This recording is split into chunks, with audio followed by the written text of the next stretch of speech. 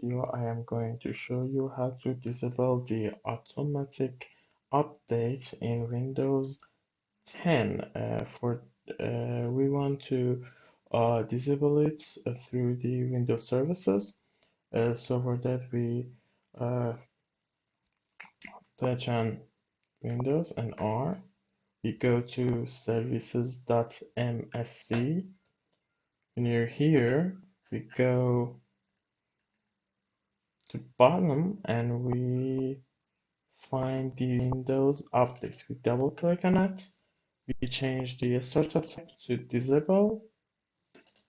Then we click on stop. Then you click on OK.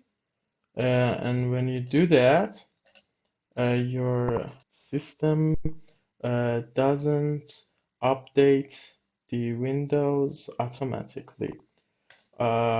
Please like our video and subscribe to channel and have fun.